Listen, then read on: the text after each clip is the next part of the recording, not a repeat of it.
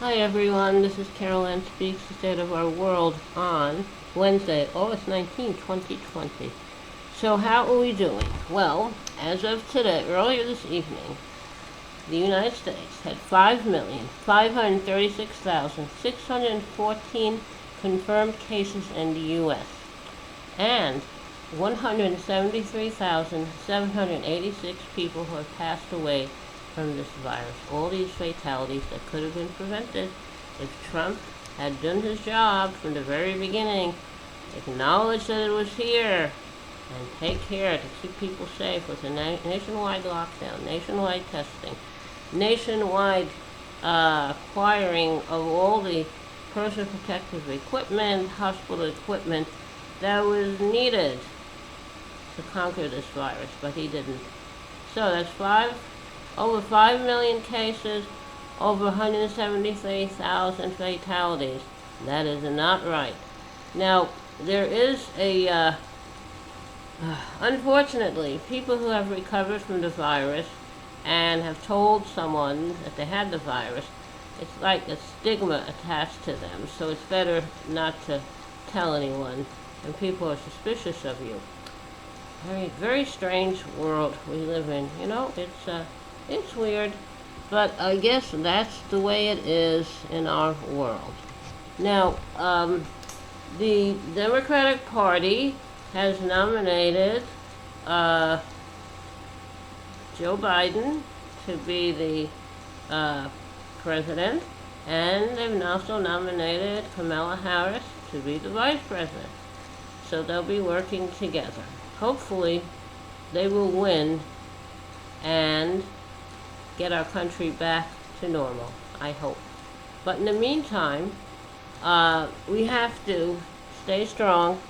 We have to practice social distancing. Only go out when you have to. Wear a mask when you're in public. Protect all the people who are vulnerable, who are helping us. The essential workers, like the grocery store workers and the truck drivers, like the farm workers, the agricultural workers, the first line responders, the healthcare workers, all these people. We also have to protect others who are not considered essential workers but are very vulnerable, homeless people who live in shelters or on the street, people in prisons and jails, people in detention centers who are trying to come in to seek asylum, who Trump just throws them all to detention centers, takes their children away. We still have that issue. We don't know what happened to all the children he separated from their parents. That's something that really needs to be looked into. Also, we have an election. Election is coming up in November. Make sure you're registered to vote and find out who's going to be on your ballot as far as issues and candidates, and get to know them to decide how you'd like to vote. And maybe you'd like to volunteer to support some issue or some candidate. I'm sure they'd appreciate the help. Now, also, we still have protests going on around the country about the murder of George Floyd, a man from Minnesota who was killed by a Minnesota police officer. We really need criminal justice reform, and that definitely would help. And we need to end police brutality. Now, we have a lot of people who are trying to do the right thing. We have teachers who'd like to teach, but they're afraid to go back to their schools and end up getting the virus. I don't blame them. Schools should remain closed until it's safe to go back. Now, that means the school districts, each state has to work to make their schools safe. If you want to make them safe, want teachers to come back to work in the schools, then you have to conquer this virus. You can't say it's a hoax. You can't say it's fake news. It's real. And if you're the head of a state, set a good example. Wear that mask. Practice social distancing. It'd help if the president did those things, but he doesn't. He thinks that he can get away with not doing anything. So, I'm not, I don't know, don't understand. People he comes in contact with have had the virus. Don't understand why he's so averse to doing the right thing. But anyway, he is trying to steal the election again. He's trying to hobble the United States Postal Service, so hopefully we can get the Postal Service back on track.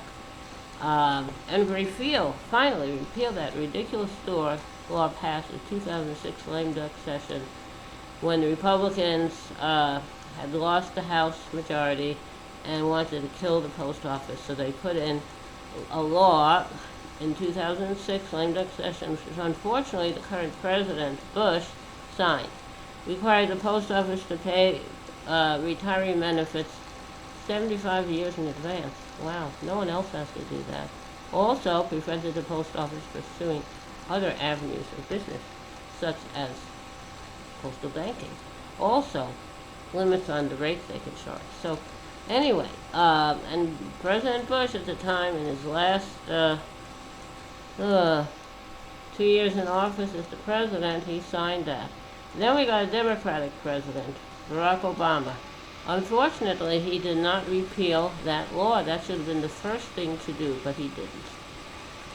So hopefully, people are now waking up to the importance of the post office. So hopefully that law will be repealed. The post office will be restored to its the status it's supposed to have. All these changes have been made by this Joy guy, a lackey of Trump, to try to hobble the post office.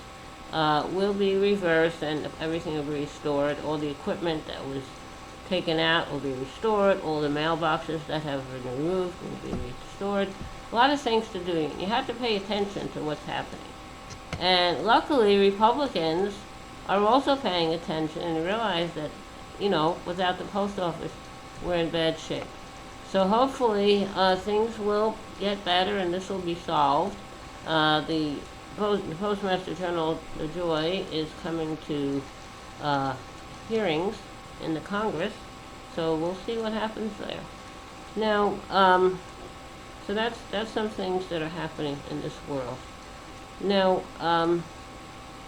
I personally really like the post office, and I like to see it succeed. So, now, what else is happening? Well, there are a lot of things happening, and okay, how about a little song? I think I'm gonna sing a little song I wrote a while ago. Dark blue sky, white clouds. Alright, very short. Dark blue sky, white clouds, how pretty they are. The white clouds are floating on a canvas of blue, like the blue ocean and the white caps. Dark blue sky, white clouds, how pretty they are. I think they're very pretty. Okay, this is a very short little song. Now, remember to stay safe, take care of yourself and others. And, remember, kindness goes a long, long way. Kindness goes a very long way. Alright, stay safe, everybody. Hope to see you all back here tomorrow evening. Thank you for tuning in this evening.